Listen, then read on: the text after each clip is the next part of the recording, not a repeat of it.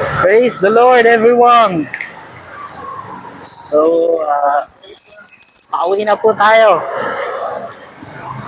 On the way na tayo. Pauwi. So, habang bumabiyahe tayo ay pwede po tayong mag-share. Okay lang po ba mag-share ng salita ng Diyos sa inyo habang bumabiyahe? Hallelujah, everyone.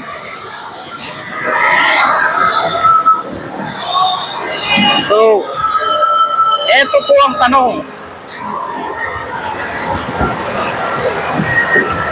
Lahat po ba ng tao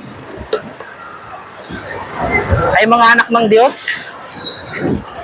Lahat po ba ng tao ay mga anak ng Diyos? Yan po ang tanong. Well, kung ating babasahin sa salita ng Diyos, sinabi po dito sa John 1, chapter 12, datapwat ang lahat ng sa kanya ay nagsitanggap ay pinagkalooban niya sila ng karapatang maging mga anak ng Diyos sa makatuwid bagay ang mga nagsisampalataya sa kanyang pangalan. So, yung salita ng Diyos ay maliwanag pa sa sikat ng araw, mga kapatid, na lahat pala ng tao ay hindi anak ng Diyos. Hindi lahat ng tao ay anak ng Diyos. Yun po ang katotohanan. So, sino lang ba yung mga anak ng Diyos? Yung mga anak ng Diyos, sila lamang po yung mga tumanggap at sumampalataya sa bugtong na anak ng Diyos na walang iba ang ating Panginoong Hesukristo. So to those who believe and receive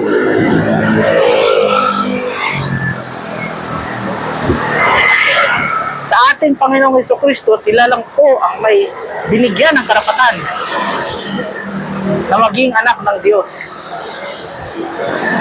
So, napakalaga na tanggapin natin ang Panginoong Hesukristo sa buhay natin. Sampalatayanan natin siya at sundin natin ang kanyang salita, ang kalooban, upang maging tunay na anak ng Diyos. Lahat ng hindi sumampalataya at tumanggap sa Diyos, sa ating Panginoong Hesukristo, sila ay kaaway pa ng Diyos. Yes, totoo po yung inyong narinig. Ikaw ay kaaway pa ng Diyos.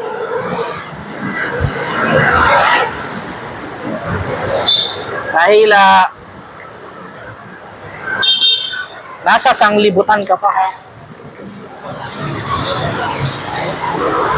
Kumbaga, yung tinatanggap pa ng sanglibutan, sila pa yung kaaway ng Diyos. At yung tumanggap sa Diyos sa pamamagitan ng ating Panginoong Hesukristo, sila ay naging kaaway ng sanglibutan. So yun po ang katotohanan. The Bible says, ang alipin is not greater sa kanyang master. So kung ikaw ay lingkod, ay tunay na lingkod ng Panginoong Hesukristo,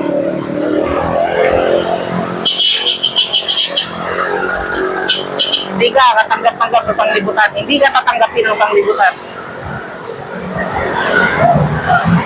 Ikaw ay kaasoklaman. You will be hated. Gaya ng ating Panginoon na siya ay kinasoklaman ng sanglibutan. So, kung ikaw ay lingkod ng Diyos, ay ganon din ang iyong mararanasan dito sa sanglibutan. You will be hated.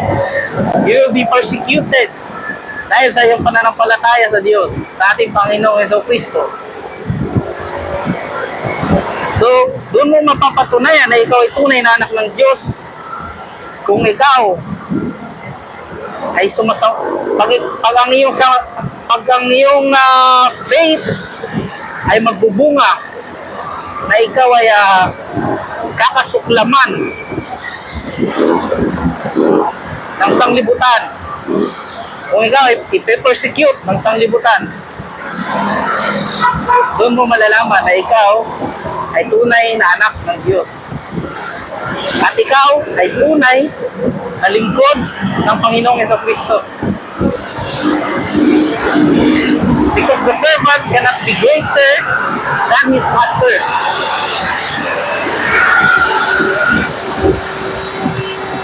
So, yun lamang po mga kapatid. Tanggapin mo ang Panginoong Jesucristo sa buhay mo. Sampalatayanan mo po siya habang may panahon pa. Dahil baka dumating yung time na wala nang time. Wala nang time para sampalatayanan siya. Wala nang time para tanggapin siya. Kasi meron talagang time. Meron talagang panahon.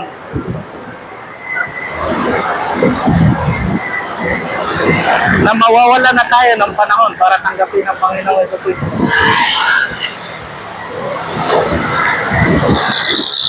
If you know what I'm saying.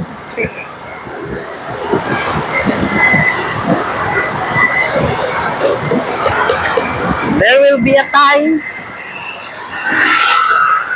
na hindi na natin mahahanap ang Espiritu ng Diyos dito sa sanglibutan. So, habang may panahon pa mga kaibigan, ay tanggapin na natin ang ating Panginoong Jesucristo. Sumampalataya na tayo, talikuran na natin ang ating mga